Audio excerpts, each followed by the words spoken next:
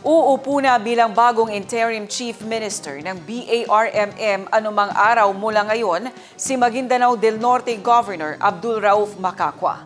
Itinalaga si Macacua ni Pangulong Ferdinand Marcos Jr. kapalit ni MILF Chairman Ahod Ibrahim. Ang detalye sa report. Kinumpirma ni BARM Cabinet Secretary at spokesperson Maud Asnin Pendatun ang pagkakatalaga kay Maguindanao del Norte Governor Abdul Rauf Macacua bilang bagong Chief Minister ng Bangsamoro Autonomous Region in Muslim Mindanao. Well, we confirmed that there's a change in the leadership in the Bangsamoro government. We confirmed yung appointment po ng ating incoming Chief Minister, Honorable Abdul Rauf Macacua, replacing the outgoing Chief Minister, Honorable Ahod Ibrahim. Ayon kay Pendatun, opisyal na ipinadala sa BARM government ang kopya ng dokumento hinggil sa appointment ni Macacua noong Biyernes, March 7. Pero wala pa umano silang kopya ng kompletong listahan ng mga bagong miyembro o pinalitan o na-retain na members of parliament. So far, only the appointment of the interim Chief Minister.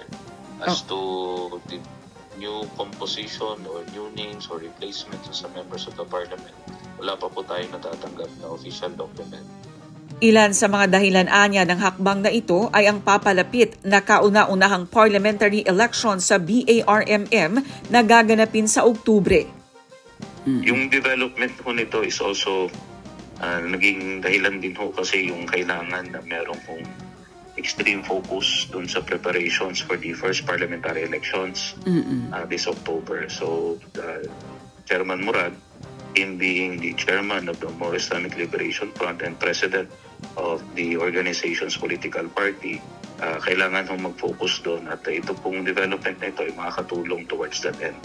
Ngayong mayroon ng appointment, ayon kay Pendatun, susunod na ang oath of office at assumption ng incoming interim chief minister, bagamat wala pa anyang eksaktong petsa ng formal na turnover.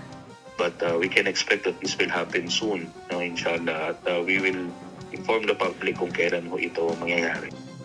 Dagdag ni Pendatun, nagkaroon na ng serye ng konsultasyon bago pa man lumabas ang appointment order ni Macacua. To be honest, meron na pong mga discussions, no? Meron na rin po tayong naririnig na mga usapin prior to this.